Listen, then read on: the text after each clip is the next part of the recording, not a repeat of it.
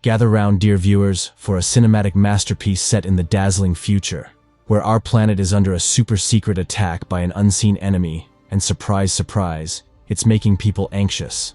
It's so secret that even the popcorn vendors don't know about it. The geniuses behind this plot decided to spice things up by creating an illusionary global panic known as the emergency.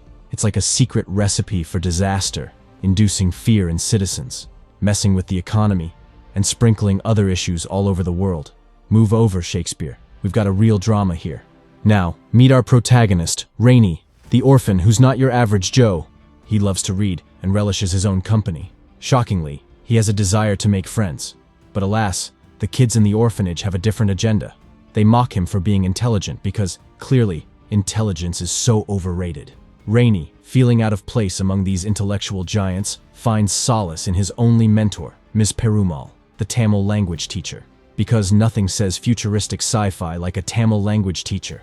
One fine day, Ms. Perumal decides to spice up Rainy's life by showing him an advertisement for a test. This test isn't just any test. It's the golden ticket to the Boat Ride Academy, a place so prestigious that even the rich and famous send their imaginary children there. Rainy, however, doubts his abilities. Fear not, for Ms. Perumal is here to boost his ego, claiming he'll be the most deserving test taker in the history of test taking. Fast forward to the next morning, and Ms. Perumal becomes Rainy's personal chauffeur. They drive to the examination hall, exchange a hug that could rival any Hollywood emotional scene, and part ways. The examination hall is filled with kids who are as clueless as Joe Biden trying to use TikTok.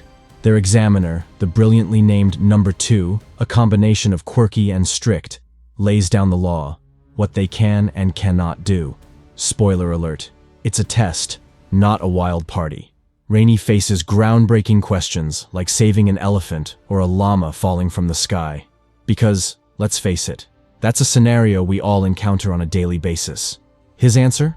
Rainy responds by saying he would rescue the elephant, hoping it could cushion the llama's fall and ensure the safety of both animals. After acing the compassion-themed questions, Rainy faces the final question. Is he brave? Cue the dramatic pause. He thinks for a bit and declares that he'd like to think so.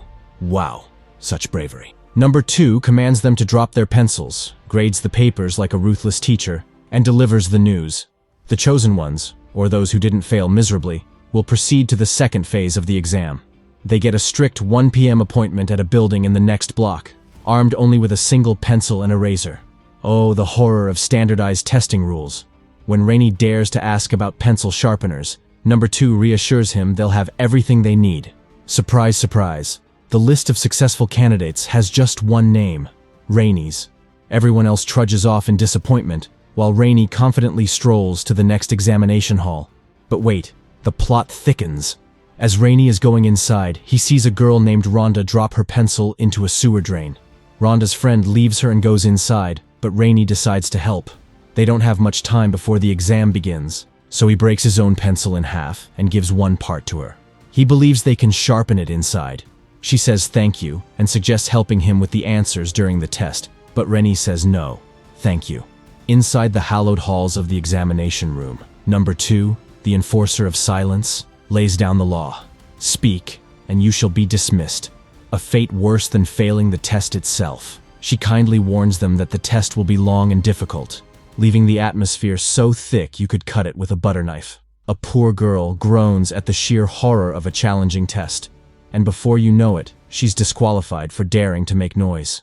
Tough crowd, these test takers.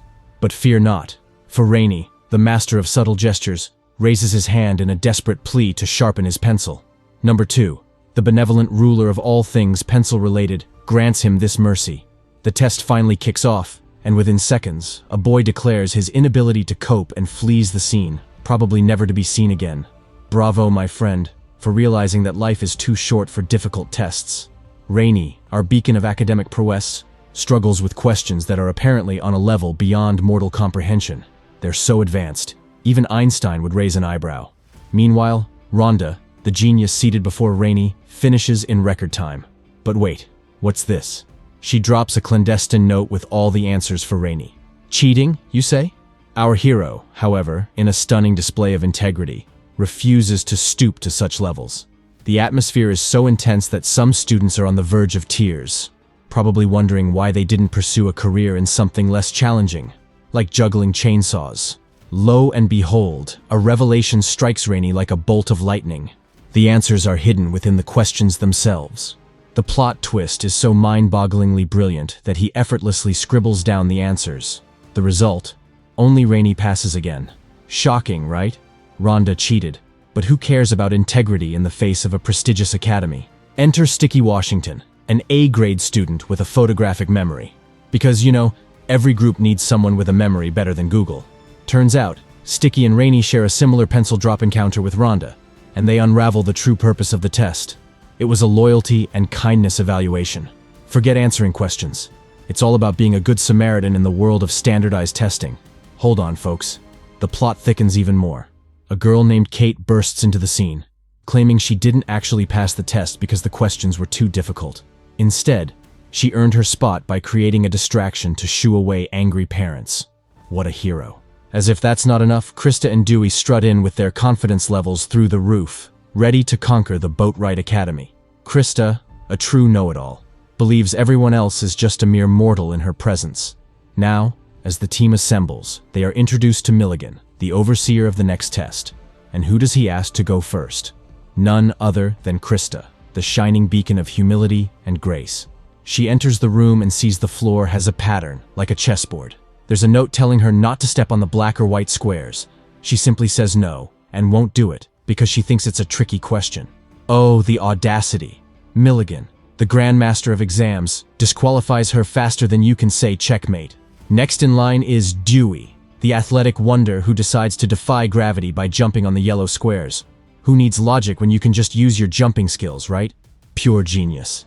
Then enters Kate, armed with her red buckets of tools because every aspiring genius needs a signature accessory.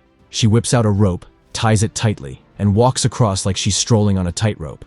A circus background really comes in handy when you're facing prestigious entrance exams. Bravo, Kate, for bringing the circus to the chessboard. Now Sticky, the brainiac of the group, reads the question like he's deciphering the Da Vinci Code. Instead of using his feet, he opts for the unconventional approach of crawling on all fours. Because, rules are for losers. Finally, our hero Rainey, the master of perception, takes a moment to ponder. He then pulls off the most mind-blowing explanation. The boxes weren't squares, they were rectangles. Who knew geometry could be so flexible? Genius or just a loophole expert? You decide. As if the chessboard challenge wasn't enough, Milligan, the tour guide to the bazaar, leads them to a sewer. Because clearly, the pathway to success involves a stroll through sewage. But hey, trust the process, right? Rainey starts questioning the oddities, but who cares about details when you're on a quest to an imaginary prestigious school? Now, the gang finds themselves on the front lawn of a mansion, and Milligan, the master of vanishing acts, leaves them alone. Dewey, the fitness enthusiast, starts working out while the rest engage in family talk. Kate, the circus prodigy, reveals her tragic backstory, complete with a dead mother and an abandoned by-dad narrative. Cue the sympathy. Rainey spills the beans about his mysterious parentage, and Dewey, the living miracle, chirps in with his loving parents who dubbed him a miracle. Oh, the heartwarming tales. Suddenly, they're summoned into a mansion that's practically a maze. Rhonda, the surprise examiner, reveals her grand plan of testing them again. In the next task, they're tossed into different maze sections with the lofty goal of reaching the second floor. And here's the kicker. The first 3 to ring the bell will be deemed winners. Rhonda, the queen of subtlety, hints that they should do this blindfolded, because clearly, navigating a maze is easier with your eyes closed. The task begins, and Rainey, our resident clue hunter, is on the lookout. Meanwhile, Sticky decides to be a real champ by attempting to solve the maze blindfolded. Photographic memory to the rescue. Kate, true to her circus roots, decides to think out of the box, or in this case, maze. Because who needs conventional thinking in the wild world of prestigious entrance exams? Finally, there's Dewey who follows Sticky around. When they get to the stairs, Dewey pushes Sticky to the wall and rings the bell first. Rainey soon discovers that there are signs in Braille guiding him. He also reaches the stairs and helps Sticky up. Kate is already there, waiting for them so they can all ring the bell together. When they do, the 3 of them win, and Dewey is disqualified. The instructions stated, the first 3 to ring the bell will win. And since Sticky, Kate, and Rainey rang it together, they won.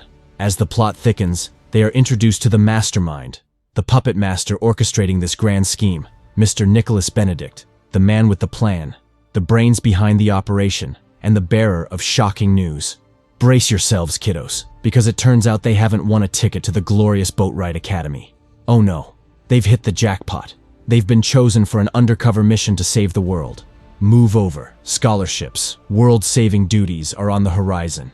The revelation leaves the poor children in a state of bewilderment. Mr. Benedict spills the beans about the emergency, a crisis fueled by mysterious subliminal messages infiltrating the airwaves. Apparently, people are unwittingly absorbing violent messages that the human ear can't even detect. Sneaky, right? The result?